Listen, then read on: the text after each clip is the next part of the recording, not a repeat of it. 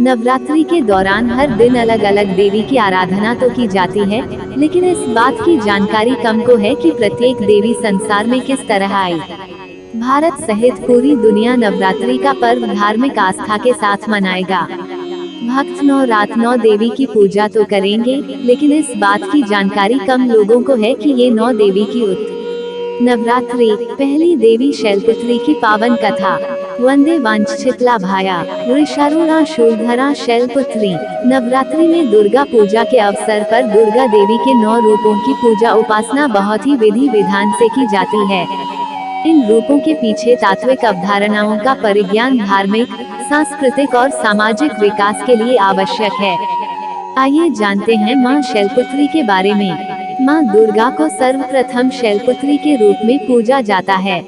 हिमालय के वहां पुत्री के रूप में जन्म लेने के कारण उनका नामकरण हुआ शैलपुत्री। इनका वाहन वृषभ है, इसलिए यह देवी वृषारूढ़ा के नाम से भी जानी जाती हैं। इस देवी ने दाएं हाथ में त्रिशूल धारण कर रखा है और बाएं हाथ में कमल सुशोभित है। यही देवी प्रथम दुर्गा हैं। ये ही सती के नाम से भी जानी जाती हैं। उनकी एक मार्मिक कहानी है। एक बार जब प्रजापति ने यज्ञ किया तो इसमें सारे देवताओं को निमंत्रित किया, भगवान शंकर को नहीं। सती यज्ञ में जाने के लिए विकल हो उठी। शंकर जी ने कहा कि सारे देवताओं को निमंत्रित किया गया है, उन्हें नहीं। ऐसे में वहां जाना उचित नहीं है। सती का प्रबल आग्रह देखकर शंकर जी ने उन्हें यज्ञ में जाने की अनुमति दे दी। सती जब घर पहुंची तो सिर्फ मां ने ही उन्हें स्नेह दिया। बहनों की बातों में व्यंग्य और उपहास के भाव थे।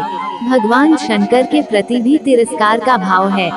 दक्ष ने भी उनके प्रति अपमानजनक वचन कहे। इससे सती को क्लेश पहुंचा। वे अपने पति का यह अपमान न सह सकी और योगाग्नि द्वारा अपने को जलाकर भस्म कर लिया। इस दारुण दैत से व्यथित होकर शंकर भगवान ने उस यज्ञ का विध्वंस करा दिया। यही सती अगले जन्म में शैलराज हिमालय की पुत्री के रूप में जन्मी और शैलपुत्री कहलाईं। पार्वती और हेमवती भी इसी देवी के अन्य नाम हैं। शैलपुत्री का विवाह भी भगवान शंकर से हुआ। शैलपुत्री शिवजी की अर्धांगिनी बनी। इनका महत्व और शक्ति अनंत है। नवरात्रि के पहले दिन मां के इस रूप की पूजा अर्चना होती है। गाय पर सवार मां शैलपुत्री चंद्रमा को धारण करती हैं। धार्मिक मान्यता के अनुसार मां शैलपुत्री की आराधना करने से जातक की कुंडली में चंद्र दोष ठीक होता है। ज्ञान की देवी मां ब्रह्मचारिणी की कथा।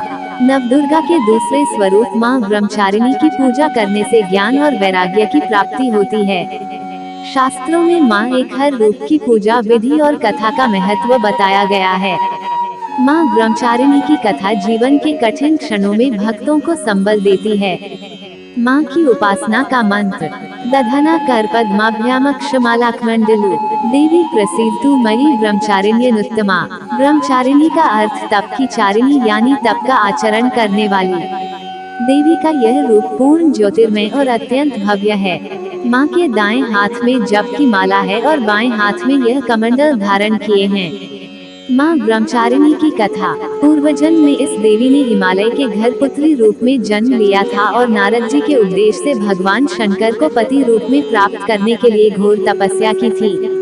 इस कठिन तपस्या के कारण इन्हें तपश्चारिणी ब्रह्मचारिणी नाम से जाना गया।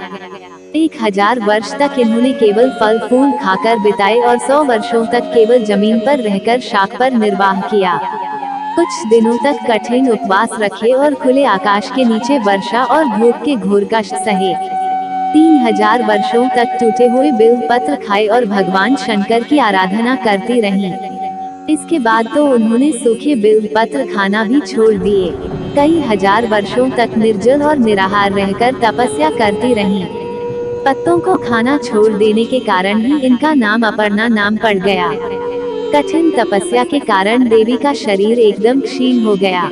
देवता, ऋषि, सिद्धगण, मुनि सभी ने ब्रह्मचारिणी की तपस्या को अभूतपूर्व पुण्य कृत्य बताया, सराहना की और कहा, हे देवी, आज तक किसी ने इस तरह की कठोर तपस्या नहीं की।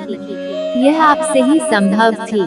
आपकी मनोकामना परिपूर्ण होगी और भगवान चंद्रमौली शिवजी तुम्हें पति रूप में प्राप्त होंगे। अब तपस्या छोड़कर घर लौट जाओ, जल्द ही आपके पिता आपको लेने आ रहे हैं। लेकिन माँ ने तब तक तप समाप्त नहीं किया जब तक स्वयं शिवजी ने उन्हें साक्षात दर्शन न दिए। उनसे आशीर्वाद मिलने के उपरांत ही माँ अपने घर की ओर प्रस्थान की। माँ की कथा का सार यह है कि जीवन के कठिन संघर्षों में भी मन विचलित नहीं होना चाहिए। माँ ब्रह्मचारिणी देवी की कृपा से सर्व सिद्धि प्राप्त होती है। नवरात्रि के दूसरे दिन माँ ब्रह्मचारिणी की पूजा अर्चना होती है। माँ का यह स्वरूप मंगल ग्रह का स्वामी है। ब्रह्मचारिणी माँ की पूजा करने से लोगों की कुंडली में मंगली दोष का प्रभाव कम होता है, जातक निर्भय बन जाता। नवरात्रि के तीसरे दिन माँ चंद्र घंटा स्वरूप की पूजा होती है। चंद्र घंटा देवी का स्वरूप तपे हुए स्वर्ण के समान कांति में है। चेहरा शांत एवं सौम्य है और मुख पर सूर्यमंडल की आभा छिटक रही होती है। माता के सिर पर अर्ध चंद्रमा मंदिर के घंटे के आकार में सुशोभित हो रहा, जिसके कारण देवी का नाम चंद्र घंटा हो गया है। अपने इस रूप से माता देवगण, संतों एवं भक्त जन के मन को संतोष एवं प्रसन्न प्रदान करती हैं। माँ चंद्र घंटा अपने प्रिय वाहन सिंह पर आरूढ़ होकर अपने 10 हाथों में खग, तलवार, ढाल, गदा, पाश, त्रिशूल, चक्र, धनुष भरे हुए तरकश लिए मंद मंद मुस्कुरा रही होती हैं। इस देवी की कृपा से साधक को अलौकिक वस्तुओं के दर्शन होते हैं, दिव्य सुगंधियों का अनुभव होता है और कई तरह की ध्वनियाँ सुनाई देने लगती हैं।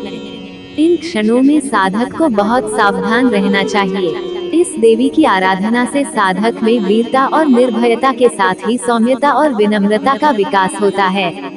इसलिए हमें चाहिए कि मन, वचन और कर्म के साथ ही काया को विहित विधि विधान के अनुसार परिशुद्ध पवित्र करके चंद्र घंटा के शरणागत होकर उनकी उपासना आराधना करना चाहिए। इससे सारे कष्टों से मुक्त होकर सहज ही परम पद के अधिकारी बन सकते हैं। यह देवी कल्याणकारी है। माँ चंद्र घंटा की पूजा करने से जातक के सभी पाप नष्ट हो जाते हैं और जन्म जन्म का डर समाप्त हो जाता है और जातक निर्भय बन जाता है। माँ की उपासना का मंत्र। पिंज प्रवरुराचंड को पस्त्र केर्युता प्रसादम तनुते मह्यम चंद्र घंटति विश्रुता। माँ चंद्र घंटा स्वरूप की पूजा। नवरात्रि के तीसरे दिन माँ चंद्र घंटा स्वरूप की पूजा होती है। चंद्र घंटा देवी का स्वरूप तपे हुए स्वर्ण के समान कांति में है। चेहरा शांत एवं सौम्य है और मुख पर सूर्यमंडल की आभा छिटक रही होती है। माता के सिर पर अर्ध चंद्रमा मंदिर के घंटे के आकार में सुशोभित हो रहा, जिसके कारण देवी का नाम चंद्र घंटा हो गया है। अपने इस रूप से माता देवगण, संतों एवं भक्त जन के मन को संतोष एवं प्रसन्न प्रदान करती हैं। माँ चंद्र घंटा अपने प्रिय वाहन सिंह पर आरूढ़ होकर अपने 10 हाथों में खग, तलवार, ढाल, गदा, पाश, त्रिशूल, चक्र, धनुष भरे हुए तरकश लिए मंद मंद मुस्कुरा रही होती हैं। इस देवी की कृपा से साधक को अलौकिक वस्तुओं के दर्शन होते हैं, दिव्य सुगंधियों का अनुभव होता है और कई तरह की ध्वनियाँ सुनाई देने लगती हैं। इन क्षणों में साधक को बहुत सावधान रहना चाहिए। इस देवी की आराधना से साधक में वीरता और निर्भयता के साथ ही सौम्यता और विनम्रता का विकास होता है। इसलिए हमें चाहिए कि मन, वचन और कर्म के साथ ही काया को विहित विधि विधान के अनुसार परिशुद्ध पवित्र करके चंद्र घंटा के शरणागत होकर उनकी उपासना आराधना करना चाहिए। इससे सारे कष्टों से मुक्त होकर सहज ही परम पद के अधिकारी बन सकते हैं। यह देवी कल्याणकारी है। माँ चंद्र घंटा की पूजा करने से जातक के सभी पाप नष्ट हो जाते हैं और जन्म जन्म का डर समाप्त हो जाता है और जातक निर्भय बन जाता है। माँ की उपासना का मंत्र।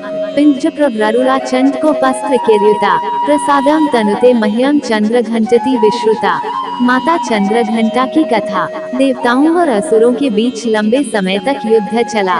असुरों का स्वामी महिषासुर था और देवताओं के इंद्र। महिषासुर ने देवताओं पर विजय प्राप्त कर इंद्र का सिंहासन हासिल कर लिया और स्वर्गलोक पर राज करने लगा। इसे देखकर सभी देवतागण परेशान हो गए और इस समस्या से निकलने का उपाय जानने के लिए त्रिदेव ब्रह्मा, विष्णु और महेश के पास गए। देवताओं ने बताया कि महिषासुर ने इंद्र, चंद्र, सूर्य, वायु और अन्य देवताओं के सभी अधिकार छीन लिए हैं और उन्हें बंधक बनाकर स्वयं स्वर्गलोक का राजा बन गया है। देवताओं ने बताया कि महिषासुर के अत्याचार के कारण अब देवता पृथ्वी पर विचरण कर रहे हैं और स्वर्ग में उनके लिए स्थान नहीं है। यह सुनकर ब्रह्मा, विष्णु और भगवान शंकर को अत्यधिक क्रोध आया। क्रोध के कारण तीनों के मुख से ऊर्जा उत्पन्न हुई। देवगणों के शरीर से निकली ऊर्जा भी उस ऊर्जा से जाकर मिल गई। यह 10 दिशाओं में व्याप्त होने लगी। तभी वहाँ एक देवी का अवतरण हुआ। भगवान शंकर ने देवी को त्रिशूल और भगवान विष्णु ने चक्र प्रदान किया। इसी प्रकार अन्य देवी देवताओं ने भी माता के हाथों में अस्त्र शस्त्र सजा दिए। इंद्र ने भी अपना वज्र और ऐरावत हाथी से उतरकर एक घंटा दिया। सूर्य ने अपना तेज और तलवार दिया और सवारी के लिए शेर दिया। देवी अब महिषासुर से युद्ध के लिए पूरी तरह से तैयार थीं। उनका विशालकाय रूप देखकर महिषासुर यह समझ गया कि अब उसका काल आ गया है। महिषासुर ने अपनी सेना को देवी पर हमला करने को कहा। अन्य दैत्यों और दानवों के दल भी युद्ध में कूद पड़े। देवी ने एक ही झटके में ही दानवों का संहार कर दिया। इस युद्ध में महिषासुर तो मारा ही गया, साथ में अन्य बड़े दानवों और राक्षसों का संहार माँ ने कर दिया। इस तरह माँ ने सभी देवताओं को असुरों से अभयदान दिलाया। नवरात्रि के तीसरे दिन माँ चंद्र घंटा की पूजा की जाती है। यह शुक्र ग्रह की देवी मानी जाती हैं। नवरात्रि के तीसरे दिन माँ चंद्र घंटा की पूजा अर्चना करते वाले जातकों की जन्मपत्री में शुक्र दोष समाप्त होता है। कुष्मांडा, माँ दुर्गा की चौथी शक्ति की पावन कथा। नवरात्रि में चौथे दिन देवी को कुष्मांडा के रूप में पूजा जाता है। अपनी मन हल्की हंसी के द्वारा अंड यानी ब्रह्मांड को उत्पन्न करने के कारण इस देवी को कुष्मांडा नाम से अभिहित किया गया है। माँ की उपासना का मंत्र सुरा संपूर्ण कलश रुधिरा प्लुतमेव च दधना हस्तपद्माभ्यां कुष्मांडा शुभदास्तु में। इस देवी की 8 भुजाएं हैं, इसलिए अष्टभुजा कहलाएं। इनके 7 हाथों में क्रमशः कमंडल, धनुष, बाण, कमल पुष्प, अमृतपूर्ण कलश, चक्र तथा गदा हैं। 8वें हाथ में सभी सिद्धियों और निधियों को देने वाली जपमाला है। इस देवी का वाहन सिंह है और इन्हें कुम्हड़े की बलि प्रिय है। संस्कृति में कुम्हड़े को कुष्मांड कहते हैं, इसलिए इस देवी को कुष्मांडा कहते हैं। माँ कुष्मांडा की कथा। पौराणिक कथा के अनुसार जब सृष्टि नहीं थी, चारों तरफ अंधकार ही अंधकार था, तब इसी देवी ने अपने हास्य से ब्रह्मांड की रचना की थी। इसीलिए इसे सृष्टि की आदि स्वरूपा या आदिशक्ति कहा गया है। इस देवी का वास सूर्यमंडल के भीतर लोक में है। सूर्यलोक में रहने की शक्ति क्षमता केवल इन्हीं में है। इसीलिए इनके शरीर की कांति और प्रभा सूर्य की भांति ही दैदीप्यमान है। इनकी ही तेज से 10 दिशाएं आलोकित हैं। ब्रह्मांड की सभी वस्तुओं और प्राणियों में इन्हीं का तेज व्याप्त है। अचंचल और पवित्र मन से नवरात्रि के चौथे दिन इस देवी की पूजा आराधना करना चाहिए। इससे भक्तों के रोगों और शोकों का नाश होता है तथा उसे आयु, यश, बल और आरोग्य प्राप्त होता है। ये देवी अत्यल्प सेवा और भक्ति से ही प्रसन्न होकर आशीर्वाद देती हैं। सच्चे मन से पूजा करने वाले को सुगमता से परम पद प्राप्त होता है। विधि विधान से पूजा करने पर भक्त को कम समय में ही कृपा का सूक्ष्म भाव अनुभव होने लगता है। ये देवी आधियों व्याधियों से मुक्त करती हैं और उसे सुख समृद्धि और उन्नति प्रदान करती हैं। अंततः इस देवी की उपासना में भक्तों को सदैव तत्पर रहना चाहिए। नवरात्रि के चौथे दिन माँ कुष्मांडा की पूजा अर्चना की जाती है। कुष्मांडा माँ सूर्य से संबंधित दोषों को ठीक करती हैं। जिन जातकों की कुंडली में सूर्य नीच का हो, उन्हें माँ कुष्मांडा की पूजा से लाभ होता है। स्कंद माता, माँ दुर्गा की 5वीं शक्ति की पावन कथा। नवरात्रि के पंचम दिन माँ दुर्गा के स्कंद माता स्वरूप की पूजा की जाती है। स्कंद माता का रूप सौंदर्य अद्वितीय आभालीय शुभ्र वर्ण का होता है। वात्सल्य की मूर्ति है स्कंद माता। मान्यता अनुसार संतान प्राप्ति हेतु माँ स्कंद माता की पूजा की जाती है। पहाड़ों पर रहकर सांसारिक जीवों में नव चेतना का निर्माण करने वाली स्कंद माता, कहते हैं कि इनकी कृपा से मूल भी ज्ञानी हो जाता है। माँ की उपासना का मंत्र सिंहासनगता नित्यम पद्माश्रित कर द्वया शुभदास्तु सदा देवी स्कंद माता यशस्विनी। स्कंद कुमार कार्तिकेय की माता के कारण इन्हें स्कंद माता नाम से अभिहित किया गया है। इनके विग्रह में भगवान स्कंद बाल रूप में इनकी गोद में विराजित हैं। इस देवी की 4 भुजाएं हैं। ये दाईं तरफ की ऊपर वाली भुजा से स्कंद को गोद में पकड़े हुए हैं। नीचे वाली भुजा में कमल का पुष्प है। बाईं तरफ ऊपर वाली भुजा में वरद मुद्रा में है और नीचे वाली भुजा में कमल पुष्प है। इनका वर्ण एकदम शुभ्र है। ये कमल के आसन पर विराजमान रहती हैं, इसलिए इन्हें पद्मासना भी कहा जाता है। सिंह इनका वाहन है। माँ स्कंद माता की कथा। कुमार कार्तिकेय की रक्षा के लिए जब माता पार्वती क्रोधित होकर आदिशक्ति रूप में प्रकट हुई तो इंद्र भय से कांपने लगे। इंद्र अपने प्राण बचाने के लिए देवी से क्षमा याचना करने लगे। कुमार कार्तिकेय का एक नाम स्कंद भी है, इसलिए माता को मनाने के लिए इंद्र देवताओं सहित स्कंदमाता नाम से देवी की स्तुति करने लगे और उनका इसी रूप में पूजन किया। इस समय से ही देवी अपने 5वें स्वरूप में स्कंदमाता रूप से जानी गईं और नवरात्र के 5वें दिन इनकी पूजा का विधान तय हो गया। शास्त्रों में इसका काफी महत्व बताया गया है। इनकी उपासना से भक्त की सारी इच्छाएं पूरी हो जाती हैं। भक्त को मोक्ष मिलता है। सूर्यमंडल की अधिष्ठात्री देवी होने के कारण इनका उपासक अलौकिक तेज और कांति में हो जाता है। अतः मन को एकाग्र रखकर और पवित्र रखकर इस देवी की आराधना करने वाले साधक या भक्त को भवसागर पार करने में कठिनाई नहीं आती है। उनकी पूजा से मोक्ष का मार्ग सुलभ होता है।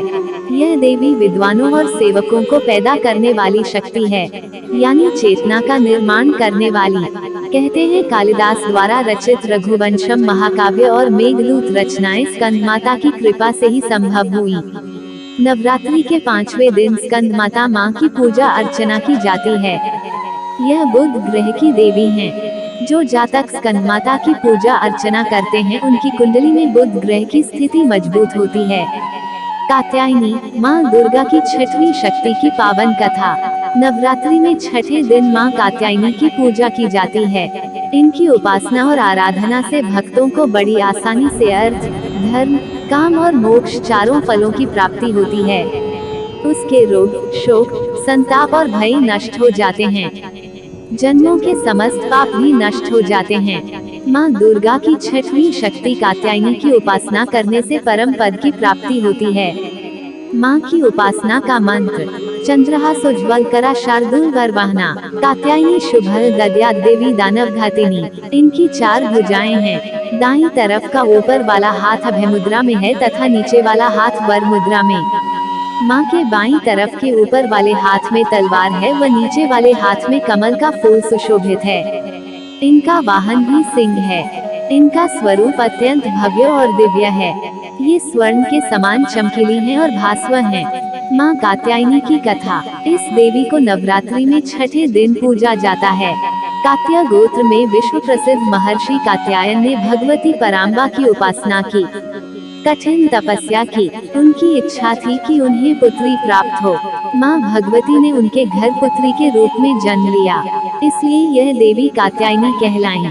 इनका गुण शोध कार्य है, इसलिए इस वैज्ञानिक युग में कात्यायनी का महत्व सर्वाधिक हो जाता है। इनकी कृपा से ही सारे कार्य पूरे हो जाते हैं। ये वैद्यनाथ नामक स्थान पर प्रकट होकर पूजी गईं। माँ कात्यायनी अमोघ फलदायिनी हैं। भगवान कृष्ण को पति रूप में पाने के लिए ब्रज की गोपियों ने इन्हीं की पूजा की थी। यह पूजा कालिंदी यमुना के तट पर की गई थी, इसीलिए ये ब्रजमंडल की अधिष्ठात्री देवी के रूप में प्रतिष्ठित हैं। माँ कात्यायनी शत्रुहंता है, इसलिए इनकी पूजा करने से शत्रु पराजित होते हैं और जीवन सुखमय बनता है। जबकि माँ कात्यायनी की पूजा करने से कुंवारी कन्याओं का विवाह होता है। नवरात्रि के 6ठे दिन भक्त का मन आग्नेय चक्र पर केंद्रित होना चाहिए। अगर भक्त खुद को पूरी तरह से माँ कात्यायनी को समर्पित कर दे, तो माँ कात्यायनी उसे अपना असीम आशीर्वाद प्रदान करती है। नवरात्रि के 6ठे दिन माँ कात्यायनी की पूजा की जाती है। माँ कात्यायनी बृहस्पति ग्रह की स्वामिनी मानी गई हैं। कात्यायनी देवी की पूजा करने से बृहस्पति ग्रह से संबंधित दोष समाप्त होते हैं। कालरात्रि माँ दुर्गा की 7वीं शक्ति की पावन कथा। नवरात्रि के 7वें दिन यानी महाअष्टमी को माता कालरात्रि की पूजा की जाती है। जैसा उनका नाम है वैसा ही उनका रूप है। खुले बालों में अमावस की रात से भी काली माँ कालरात्रि की छवि देखकर ही भूत प्रेत भाग जाते हैं। माँ का वर्ण काला है। माँ की उपासना का मंत्र। एकविनी जपा कर्मपुरा नग्ना खरास्थिता लंबोष्ठी कर्णिका कर्णी तैलाव्यक्त शरीरिणी वामपादोल सल्लोहल ताकंठ कभूषणा वर्धन मूर्धध्वजा कृष्णा कालरात्रिर्भानकरी। इस देवी के 3 नेत्र हैं। ये तीनों ही नेत्र ब्रह्मांड के समान गोल हैं। इनकी सांसों से अग्नि निकलती रहती है। ये गर्दभ की सवारी करती हैं। ऊपर उठे हुए दाहिने हाथ की वर मुद्रा भक्तों को वर देती है। दाहिनी ही तरफ का नीचे वाला हाथ अभय मुद्रा में है, यानी भक्तों हमेशा निडर निर्भय रहो। नाम से अभिव्यक्त होता है कि माँ दुर्गा की यह 7वीं शक्ति कालरात्रि के नाम से जानी जाती है, अर्थात जिनके शरीर का रंग घने अंधकार की तरह एकदम काला है। नाम से ही जाहिर है कि इनका रूप भयानक है। सिर के बाल बिखरे हुए हैं और गले में विद्युत की तरह चमकने वाली माला है। बाईं तरफ के ऊपर वाले हाथ में लोहे का कांटा तथा नीचे वाले हाथ में खग है। माँ कालरात्रि की कथा के अनुसार दैत्य शुंभ निशुंभ और रक्तबीज ने तीनों लोकों में हाहाकार मचा रखा था। इससे चिंतित होकर सभी देवतागण शिव जी के पास गए। शिव जी ने देवी पार्वती से राक्षसों का वध कर अपने भक्तों की रक्षा करने को कहा। शिव जी की बात मानकर पार्वती जी ने दुर्गा का रूप धारण किया और शुंभ निशुंभ का वध कर दिया। परंतु जैसे ही दुर्गा जी ने रक्तबीज को मारा, उसके शरीर से निकले रक्त से लाखों रक्तबीज उत्पन्न हो गए। इसे देख दुर्गा जी ने अपने तेज से कालरात्रि को उत्पन्न किया। इसके बाद जब दुर्गा जी ने रक्तबीज को मारा तो उसके शरीर से निकलने वाले रक्त को कालरात्रि ने अपने मुख में भर लिया और सबका गला काटते हुए रक्तबीज का वध कर दिया।